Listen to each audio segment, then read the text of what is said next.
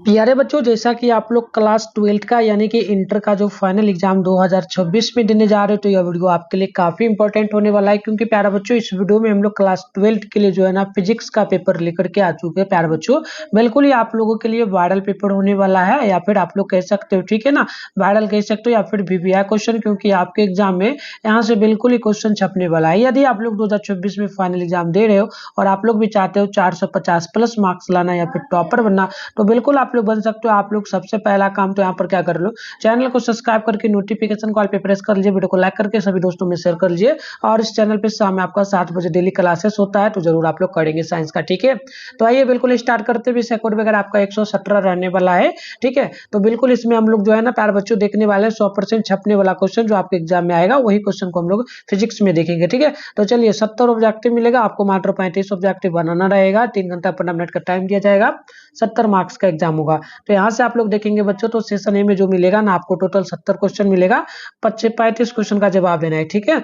तो देखो, ये क्वेश्चन करवाने का हमारा एक ही उद्देश्य है, आपको ये पता चले कि किस तरीके से बोर्ड एग्जाम जो होता है उसमें क्वेश्चन पूछा जाता है, ठीक है बच्चों। तो सबसे पहला नंबर क्वेश्चन को जब आप देखेंगे, तो बोला गया आप लोगों से, समान आयाम एवं समान तरंगदैर्घ्य की दो तरंगे अध्यारोपित की जाती है, तो परिणामी तरंग का आयाम महत्तम है जो होगा, जबकि उसके बीच कलांतर क्या होगा। तो बिल्कुल याद रखिएगा, कलांतर जो होगा हमेशा शून्य होगा, राइट आंसर ऑप्शन ही हो जाएगा।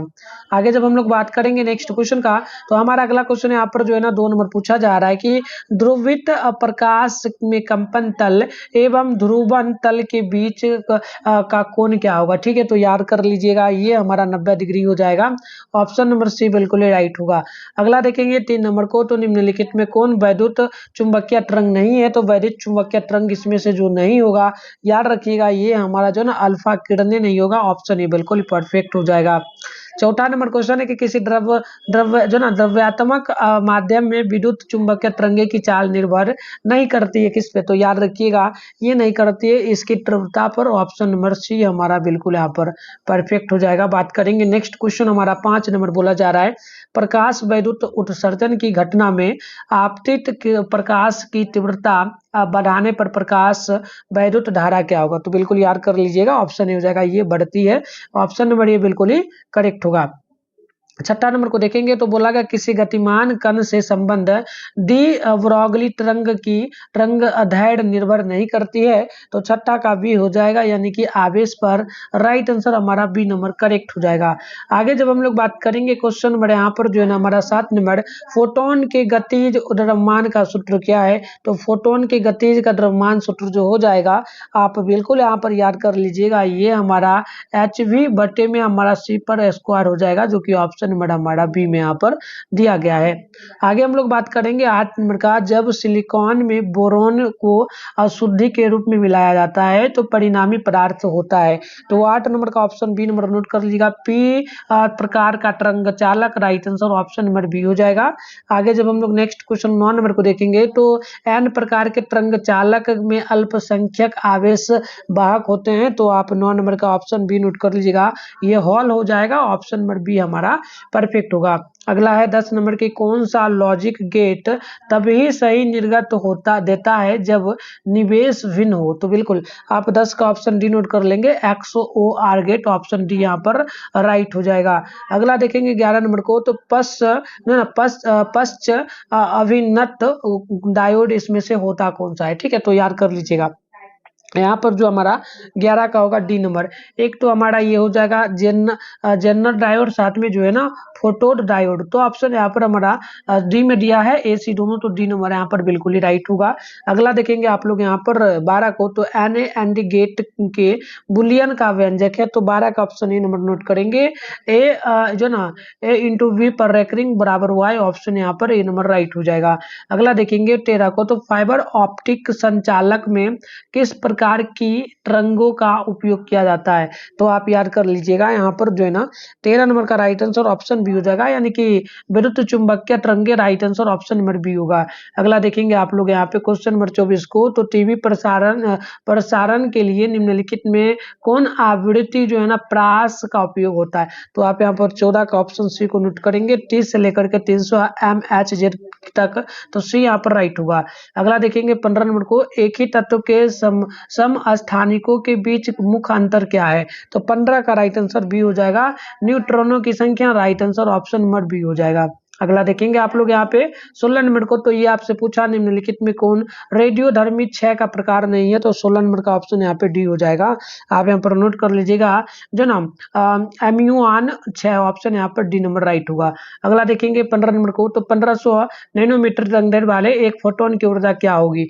तो आप 17 का नोट करेंगे, ऑप्शन ए हो जाएगा, यानी कि 4 गुना 10⁻⁻19 जूल। ऑप्शन ए बिल्कुल ही राइट हमारा यहाँ पे हो जाएगा।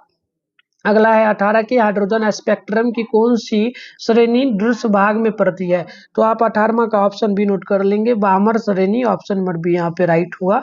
अगला देखेंगे क्वेश्चन नंबर 19 को, तो ये आपसे पूछा जा रहा है निम्नलिखित में कौन आवेश रहित कण है? तो 19 नंबर का यहाँ पे डी हो जाएगा, फोटोन जो है आवेश रहित कण है, तो डी नंबर राइट होगा।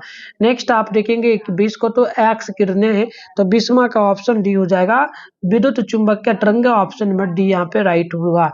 अगला देखेंगे 21 नंबर को, तो ये आपसे पूछा गया 1 AMU की तुल्य ऊर्जा क्या होगी? तो 1 AMU बराबर जो होता है ना, आप बिल्कुल यहाँ पे याद कर लीजिएगा, 931 जो है ना MeV होता है। ठीक है, तो ऑप्शन यहाँ पे आप लोग जो है ना डी को नोट करेंगे। अगला देखेंगे क्वेश्चन यहाँ पे आप लोगों से पूछा जा रहा है बच्चों, ये क्वेश्चन है 22 नंबर, यदि समान फोकस दूरी f के दो अभिसारी लेंस एक दूसरे के क्या हो संपर्क में रखे हो, तब संयोग की फोकस दूरी क्या हो सकती है? तो बिल्कुल ही आप 22 का ऑप्शन सी नोट कर लेंगे, f/2, ऑप्शन यहाँ पर सी होगा। नेक्स्ट आप देखेंगे 23 नंबर को, तो एक उत्तल लेंस की क्षमता 2 डायोप्टर है, तो इसकी फोकस दूरी क्या होगी? तो बिल्कुल आप नोट कर लीजिएगा, याद कर लेना है, क्योंकि यही सब क्वेश्चन आपके एग्जाम में बिल्कुल आने वाला है। तो यहाँ पे 23 का बी नंबर हो जाएगा 50 सेंटीमीटर, ऑप्शन बी नोट कर लीजिएगा।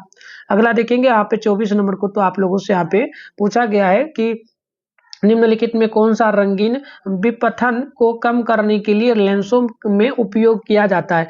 तो आप 24 का सी नोट कर लेंगे, अवर्णक संयोग, ऑप्शन यहाँ पे सी नंबर राइट होगा। नेक्स्ट आप देखेंगे यहाँ पे 25 नंबर क्वेश्चन आप लोगों से पूछा जा रहा है, एक उत्तल लेंस को किसी द्रव में डुबाया जाता है जिसका द्रव जो ना जिसका अपवर्तनांक लेंस जो ना अपवर्तनांक लेंस के पदार्थ के अपवर्तनांक के बराबर है होता है, तब इसकी फोकस दूरी बताइए। तो आप यहाँ पे बिल्कुल याद कर लीजिएगा, 25 का ऑप्शन बी हो जाएगा, अनंत होगी, क्या हो जाएगी? तो अनंत। यहाँ पे बी नंबर हमारा बिल्कुल राइट हो जाएगा। बच्चों एक चीज और आपको बता देते हैं, उससे पहले एक और क्वेश्चन देखते हैं। ठीक है, तो देखिए यहाँ पे क्वेश्चन आपका 26 साबुन के बुलबुले का रंग दिखाई देता है। देखिए साबुन का जो बुलबुला होता है उसका रंग कैसा रहता है, ये आपसे पूछा है।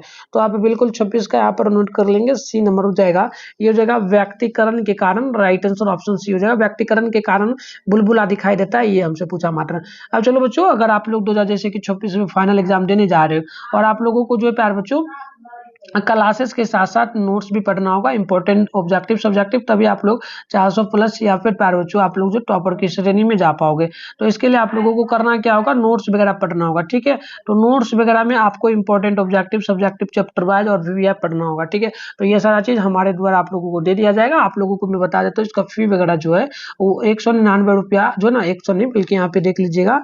ठीक है, मैं आपको बता देता हूँ 299 है, इसमें ऑल सब्जेक्ट का नोट्स आप लोगों को दे दिया जाएगा। ठीक है, ऑल सब्जेक्ट का नोट्स, इसका कुछ दिनों के लिए ऑफर है, फिर बढ़ भी सकता है। ठीक है, तो इतना में आपको दिया जाएगा, आप लोग इस नंबर पे कांटेक्ट कर लीजिएगा। नंबर आपको हम दे रहे हैं, देखिए ये हमारा व्हाट्सएप नंबर साथ में कॉल नंबर भी है। तो आप इस पे क्या करेंगे, 696 98 095 पर। ठीक है, 696 98 095, अच्छे से लिख देते हैं एक बार। ठीक है, देखिए नंबर हमारा यहाँ पे अच्छे से लीजिएगा, 696 98 095, इस पर आप लोगों को क्या करना है, कॉल करना है, मैसेज करना है और पूछ लेना नोट्स के बारे में। ठीक है, नोट्स के बारे में पूछ लेना है, और या फिर डायरेक्ट इसी पे फोन पे गूगल पे के माध्यम से पेमेंट करके डायरेक्ट इस पे इसी नंबर पे व्हाट्सएप पे फोन पे का स्क्रीनशॉट, ठीक है, पेमेंट का स्क्रीनशॉट, अपना नेम, जिला का name, class 12th science subject लिख के भेजना, हम आपको ग्रुप में ऐड कर देंगे, पर्सनल ग्रुप में नोट्स भी दे देंगे। फिलहाल आप लोग इस नंबर पे मैसेज करके नॉर्मल ग्रुप ज्वाइन कर लेना, मैसेज करना, मैं आपको ग्रुप ज्वाइन कर दूंगा, high sir class 12th science लिख के भेजना। ठीक है, तो चलो आगे बढ़ते हैं, नेक्स्ट क्वेश्चन को जब हम लोग देखेंगे तो यहाँ पे 27 नंबर के निम्नलिखित में किसे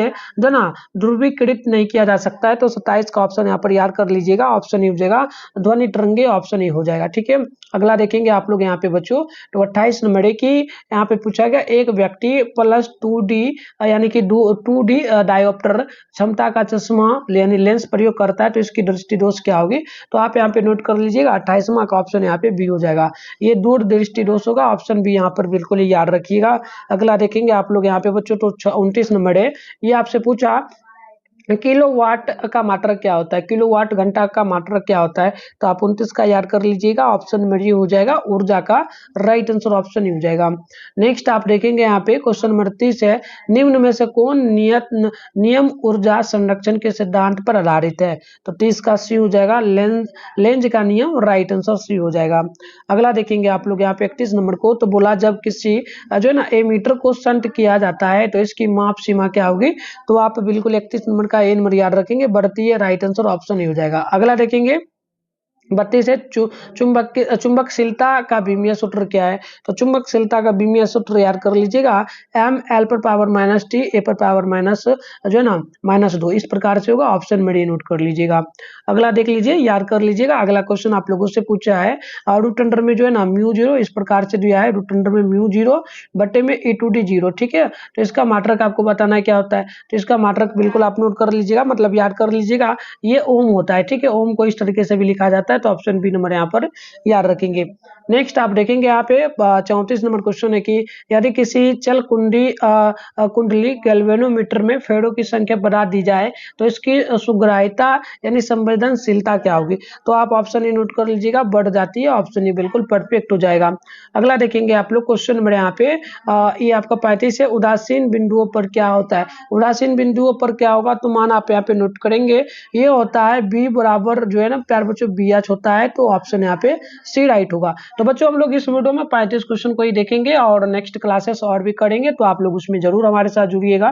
ठीक है, तो यहाँ पे देखिए इस प्रकार से क्वेश्चन है, तो इसका ये तो हमारा माना, ठीक है, तो इस तरीके से क्वेश्चन रहेगा। यहाँ पर देखिए और भी क्वेश्चन वगैरह रहने वाला है, जैसे कि यदि किसी प्रत्यावर्ती धारा का शिखर मान 10 एम्पियर तो इसका वर्ग माध्य का मूल मान होगा, तो देखिए इसका आंसर हो जाएगा हमारा 36 का बी नंबर 7.07 एम्पियर, ऑप्शन भी होगा। तो बच्चों और भी नेक्स्ट क्लासेस करेंगे, चैप्टर वाइज भी हम लोग पढ़ेंगे, तो जरूर आप लोग हमारे साथ जुड़िए, चैनल को सब्सक्राइब कर लीजिए, नोटिफिकेशन कॉल पे प्रेस कर वीडियो को लाइक एक बार जरूर कर लीजिए और सभी दोस्तों में एक बार जरूर शेयर करिए, और आप लोगों को यह क्लास कैसा लगा हमें कमेंट बॉक्स में जरूर बताइए। तो मिलते हैं नेक्स्ट वीडियो में, तब तक के लिए बाय।